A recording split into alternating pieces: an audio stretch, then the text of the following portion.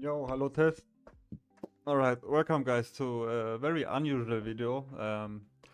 Yeah, I wanna make a video about my keyboard and about my keyboards. I've tested out a bunch of keyboards for Melee. For the ones who don't know, I play Smash Brothers on the keyboard. And I'm gonna show you guys my new keyboard. It's basically I bought this one. The name is Red Dragon. It's Red Dragon with one D. K673 Pro SE 75% layout. I wanna talk about this keyboard, and I think I found my personal best keyboard for Melee. And yeah, today we're gonna talk a little bit about switches, about mechanical switches, about membrane switches, and I'm gonna demonstrate a little bit. So for the ones who don't know, I'm like really gonna recommend this keyboard 100%. So this keyboard, bro, it's like, let me show you. So we have two keyboards right here. This is the new one that I just bought. It costs around 92 euros on Amazon. And this is like, first of all, it looks 10 out of 10. I love how it looks. Maybe I can show it into the camera. I don't know why my microphone doesn't really pick up the sound. So if I press buttons, you won't hear anything. Sadly, maybe you hear a little bit, but I will probably blend in a video of someone testing it and showcasing it. You know, these keyboard review videos. However, every time I bought a keyboard and I tested out a keyboard, I always went back to this one. So what keyboard is this one? Let me show you and explain you a little bit. So the other keyboard is I think it's over 10 years old, 15 years old. It's this one.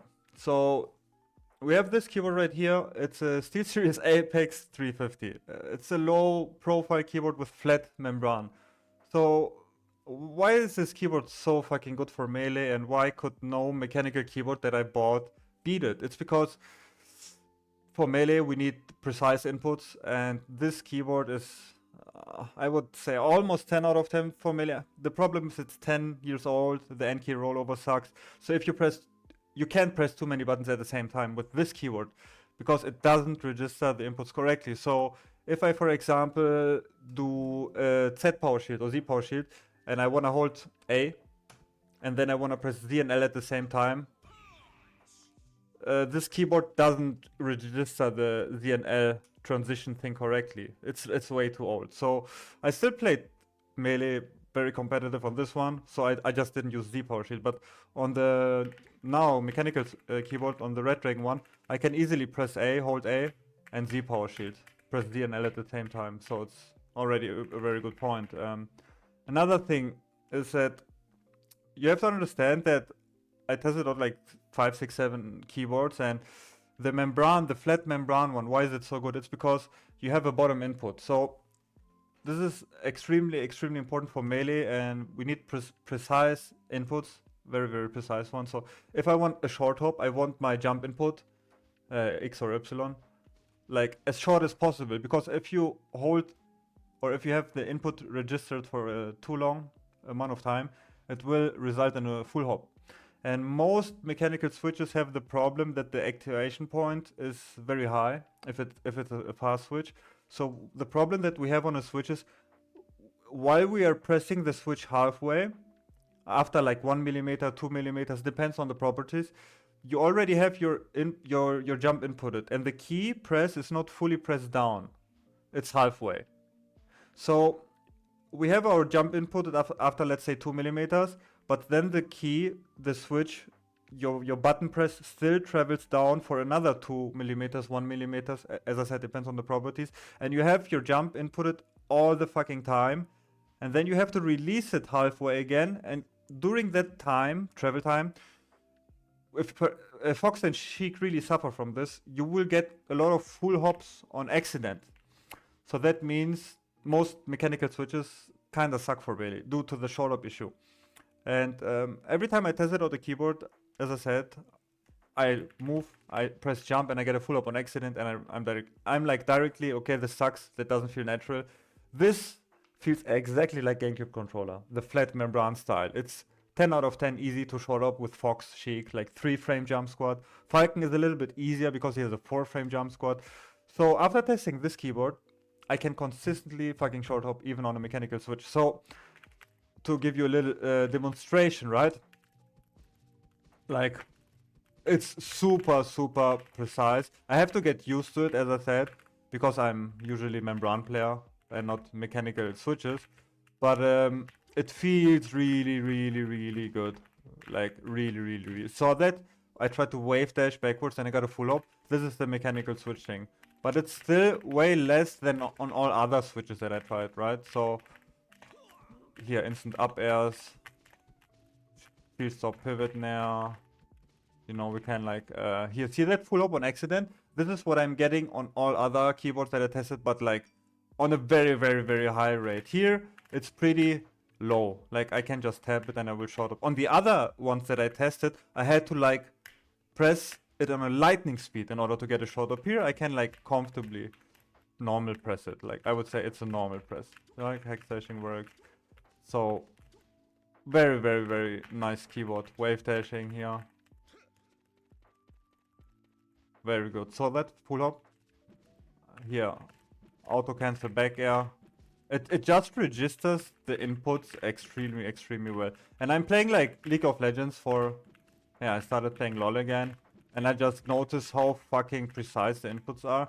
But on Melee, as I said, it's different. So it's hard to compare Counter-Strike or League of Legends, like different games with Melee. Because other games, usually you want your input as fast as possible. You don't want your input only for 2 frames or 3 frames in order to get it short up. So Melee is a different game. It's a very precise game where it matters. And all these full hops that you see, that they are an accident. And box players suffer from this.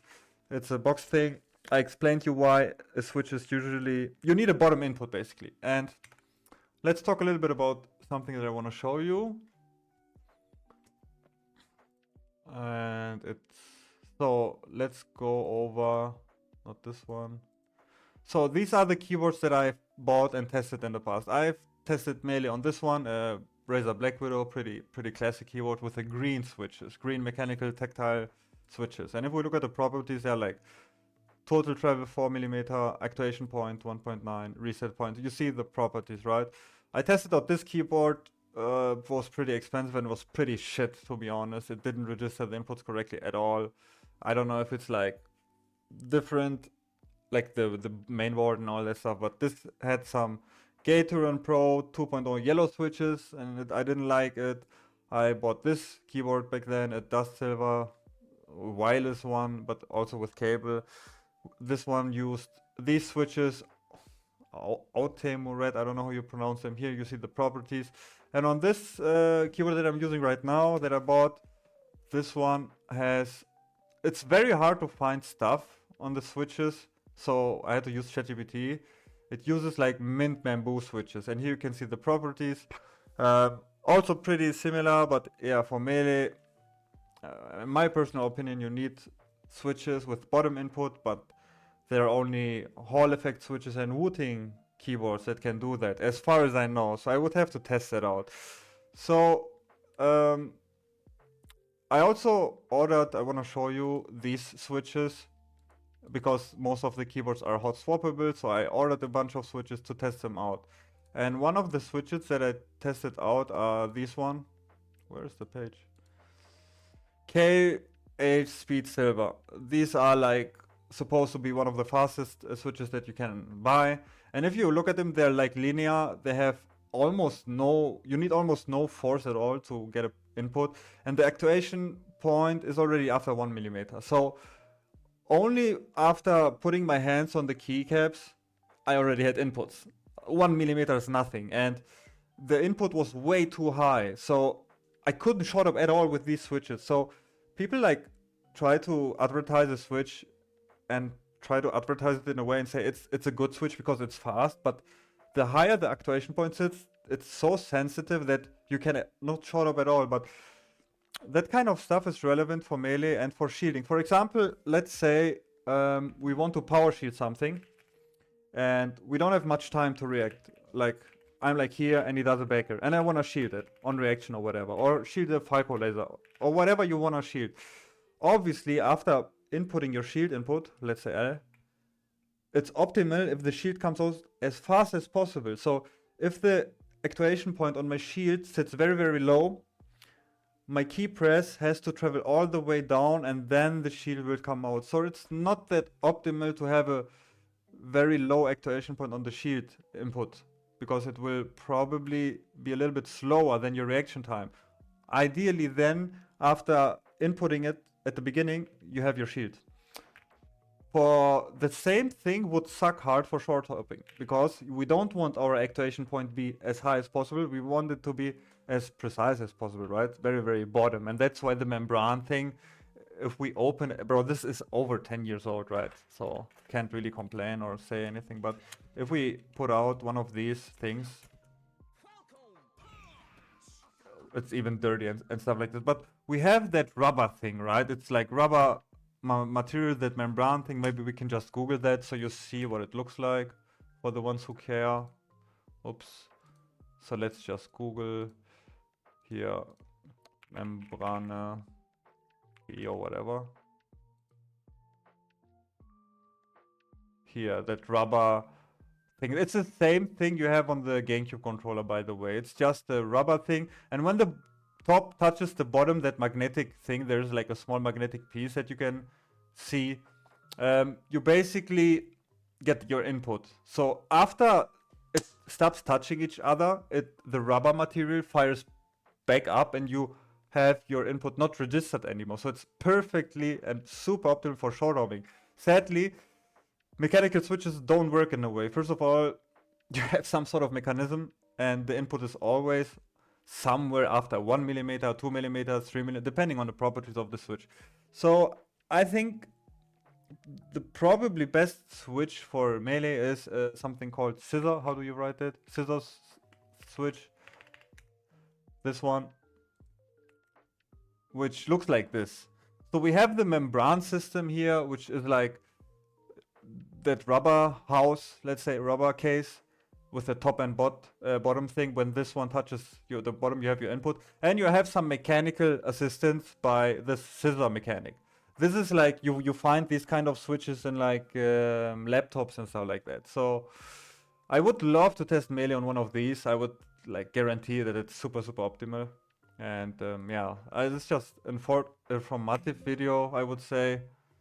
But however, this keyboard, bro, I will try to get away from the membran one, because it has no mechanical assistance. You have to press the buttons very hard. It's pretty slow overall. But to be honest, on this keyboard, the inputs are 10 out of 10 precise, and the precision that I can guarantee you on this one is just...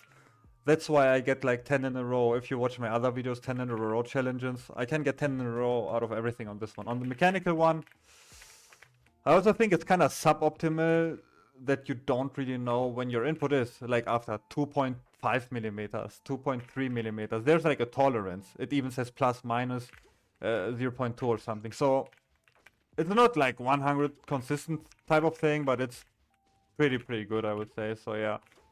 This is also one reason why people that tested out keyboard melee or box melee, like Leffen, he actually plinked. So he couldn't short up consistently by normal pressing it, because you have to almost double the speed of the button press on a very fast switch. So he slided or plinked over the buttons to get a short amount of time input and get a short out. I can slide over the buttons on the membran one pretty easily because it's flat layout.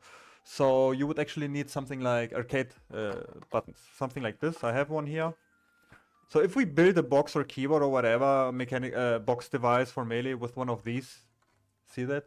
These are the arcade ones that Street Fighter players use. It's pretty easy to slide over them and guarantee that the input is inputted for a very short amount of time. I would love to build one of these. I have one homie in my Discord. His name is Tom C. He's trying to build the adapter right now for me.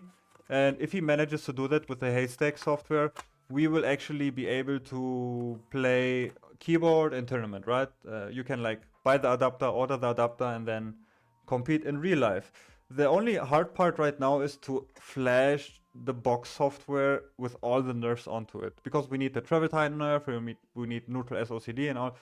We need the fuzzing. There are like a bunch of new nerfs basically, which they're nerfs, but they're also buffs for the box. They give you a super long wave dash angle, which is just stupid in my opinion. But yeah, we need all the tournament legal rules and rule sets. So once we have that adapter, then I would be actually able to compete in real life. So yeah, we will see how that one goes. But overall, this video is just informative stuff. Keyboard, wanna show you my keyboard.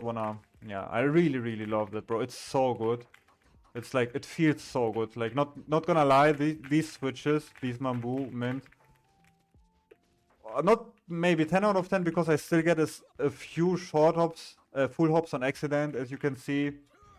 But I think I also need to de-rust, right? The last time I tried melee on a mechanical keyboard, like mechanical switch keyboard, it's some time ago, because I always get this full hop issue. And when you RTC someone and you get a full hop on accident, it directly tilts me so much that I'm like, alright, let me just take the other keyboard where I know 100% of the time I will never get a full hop on accident. And also one thing that I want to show you is if we take a look at the GameCube controller, because most of you GameCube controller have probably never opened it up. And if you open up your GameCube controller and here at the button, like, where is it? I want to see a picture where I can show you what I mean. But basically what I want to show you is this top right part, like your jump, where your jump button is, here, this one, where your jump button is, your A, your B press, you have like a rubber pad with a membrane. It's basically the same as a membrane. And when you switch from GameCube controller to this SteelSeries 350 Apex one, it's exactly the same timing and feeling. That's why this feels 100% natural. It feels exactly the same as GameCube controller. Short hop wise, input wise, it's just so fucking OP. But when you switch from a GameCube controller to a mechanical box, like mechanical switches like box, keyboard, whatever, it feels not the same actually. It feels completely different. Like, it's way too fast. It feels kind of like, here, this is what I mean. This is the membrane system that I'm talking about, that I praise so much. But this is completely different. A mechanical switch completely different than this system, yeah? Like this one, here's a good picture.